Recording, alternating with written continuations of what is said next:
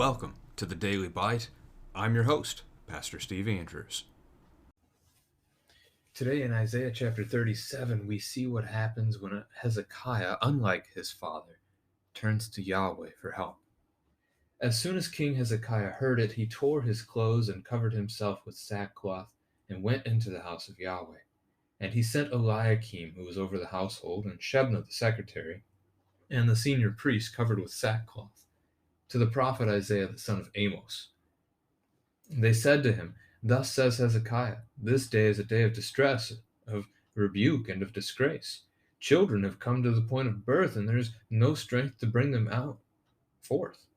It may be that Yahweh your God will hear the words of the Rabshakeh, whom his master the king of Assyria has sent to mock the living God, and will rebuke the words that Yahweh your God has heard. Therefore lift up your prayer for the remnant that is left." When the servants of King Hezekiah came to Isaiah, Isaiah said to them, "Say to your master, thus says Yahweh, do not be afraid because of the words that you have heard, with which the young men of the king of Assyria have reviled me. Behold, I will put a spirit in him, so that he shall hear a rumor and return to his own land, and I will make him fall by the sword in his own land." The Rabshakeh returned and found the king of Assyria fighting against Libnah, for he had heard that the king had left Lachish. Now the king heard concerning Tirhakah, king of Cush, "He has set out to fight against you." And when he heard it, he sent messengers to Hezekiah, saying, "Thus shall you speak to Hezekiah, king of Judah. Do not let your God, in whom you trust, deceive you by promising that Jerusalem will not be given into the hand of the king of Assyria. Behold, you have heard what the kings of Assyria have done to all lands, devoting them to destruction, and you shall be delivered? Have the gods of the nations delivered them, the nations that my fathers destroyed? Gozan, Haran, Rezeph, the people of Eden who were in Telassar? Where is the king of Hamath, the king of Arpad, the king of the city of Sepharvaim, the king of Henah, or the king of Ivah?" Hezekiah received the letter from the hand of the messengers and read it, and Hezekiah went up to the house of Yahweh and spread it before Yahweh. Hezekiah prayed to Yahweh, "O Yahweh of hosts, God of Israel, enthroned above the cherubim, you are the God, you alone, of all the kingdoms of the earth. You have made heaven and earth. Incline your ear, O Yahweh, and hear. Open your eyes, O Yahweh, and see, and hear all the words of Sennacherib, which he has sent to mock the living God. Truly, O Yahweh, the kings of Assyria have laid waste all the nations and their lands, and have cast their gods into the fire. For they were no gods, but the work of men's hands, wood and stone.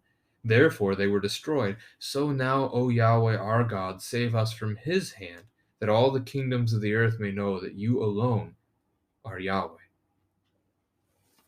Then Isaiah the son of Amos sent to Hezekiah, saying, "Thus says Yahweh the God of Israel, because you have prayed to me concerning Sennacherib king of Assyria, this is the word that Yahweh has spoken concerning him. She despises you, she scorns you, the virgin daughter of Zion. She wags her head behind you, the daughter of Jerusalem.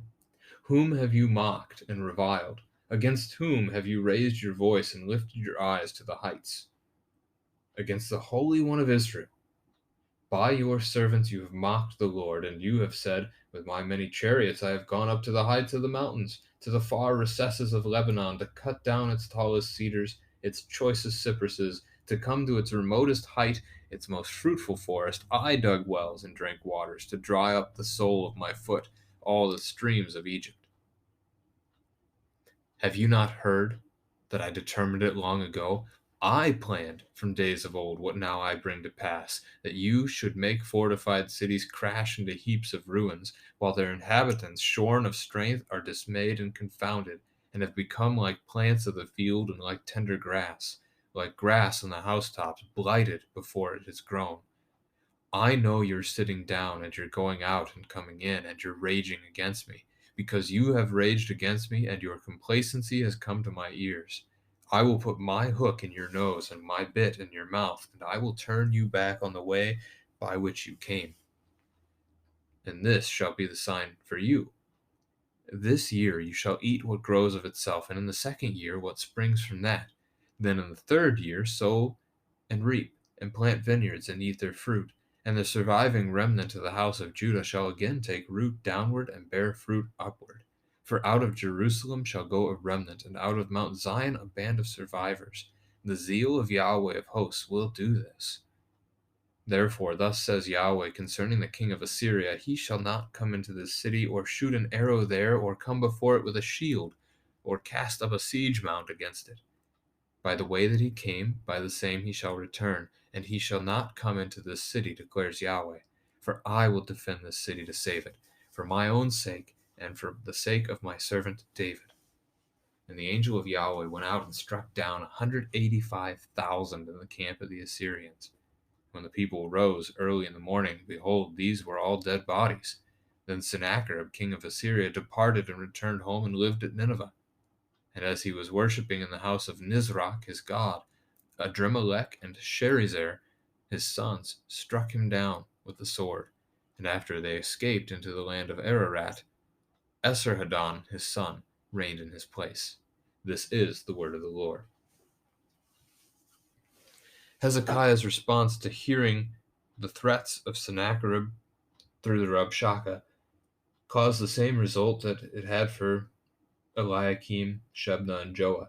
He too tears his clothes. This is a sign of mourning and grief. It leads you to believe that these men truly thought this threat could harm them, that they were not yet trusting that God would deliver them. Although we'll see that from Hezekiah in this chapter. So Hezekiah goes to the temple, he goes to the house of Yahweh, and he has Eliakim and Shebna go with the priests to the prophet Isaiah to speak to him. So now we have the prophets, the priests, and the king all involved, the leaders of God's people, not just a government, but these are the leaders. These are the ones who are entrusted by God to care for this people. In Hezekiah's note to Isaiah, he notes that the Rabshakeh has mocked the living God, and he asks Isaiah to pray that God will respond, that God will care for the remnant of Judah that remains.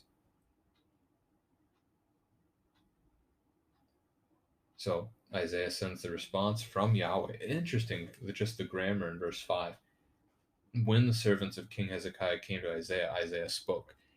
It doesn't even make it sound like the servants got to speak first, that they got to share Hezekiah's message, but that rather God just knew the message and sent word already to Isaiah, so Isaiah could already speak. That may not be the case, but grammatically it kind of sounds that way, which is fun. Now, God speaks, God replies, and tells them to not be afraid, and that he's going to drive Sennacherib away for the time being, which happens. We see that in this very text as well. That there's going to be a rumor, and that's going to come up in verse 9 in just a moment.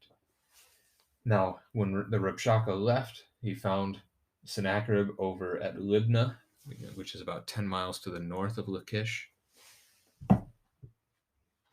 But by this time, Sennacherib has already heard a rumor that the king of Cush, which is essentially Ethiopia today, is coming to fight him.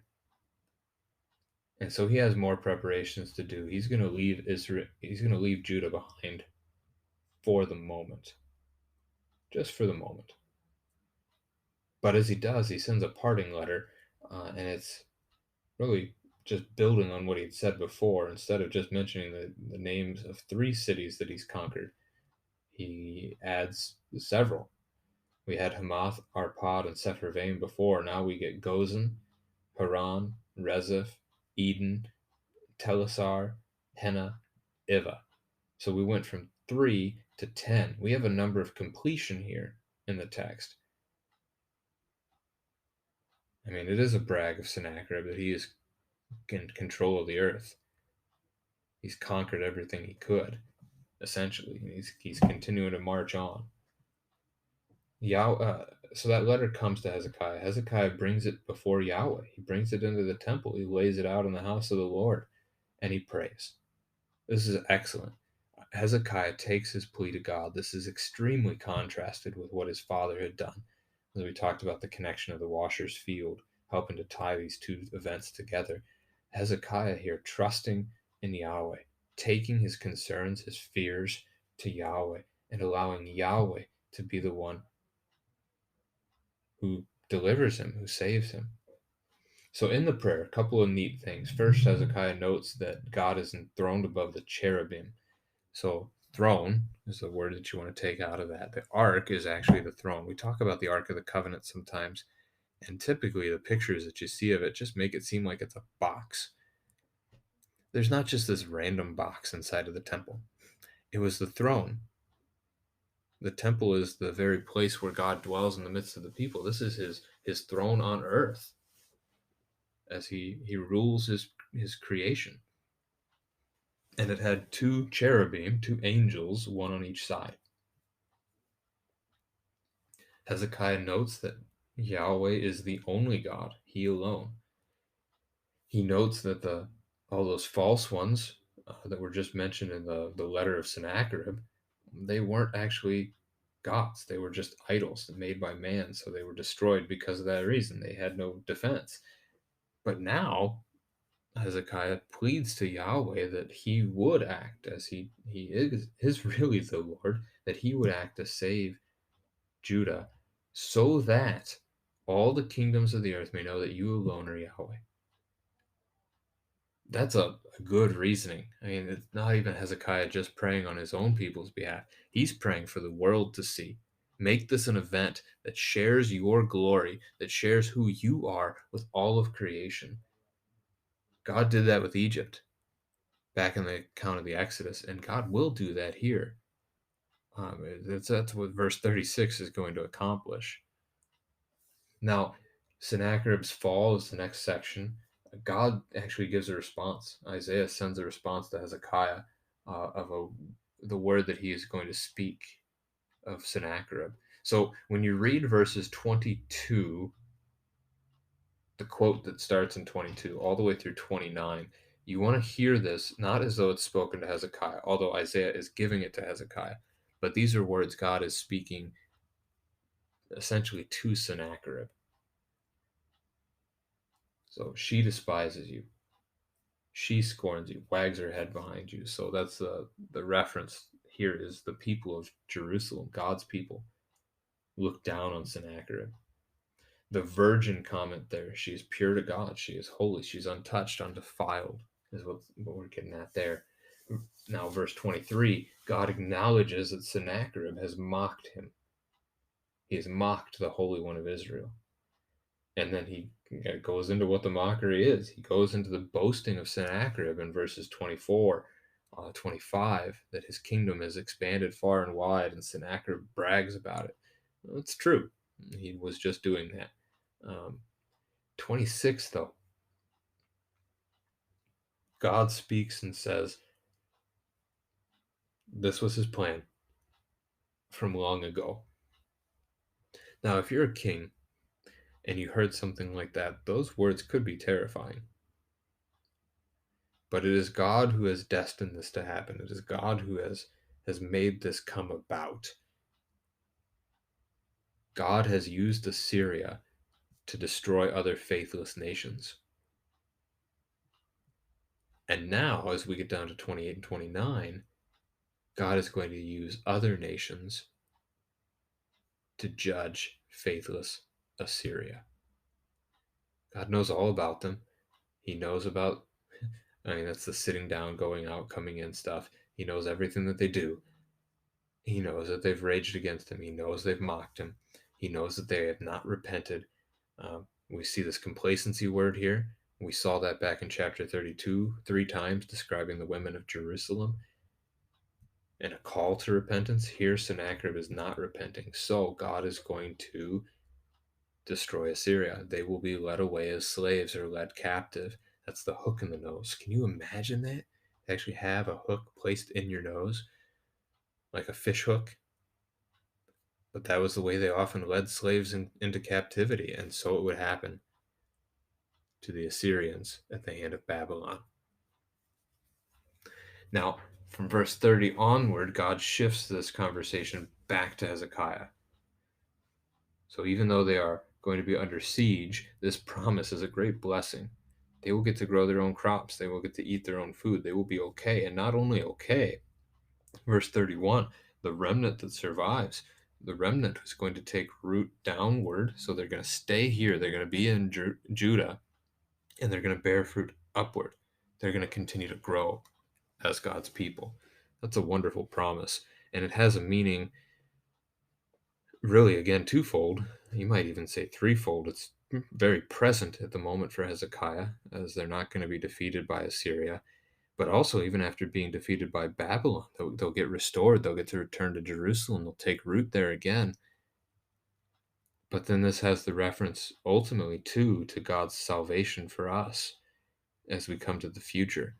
We think of paradise. Yahweh of hosts will do this.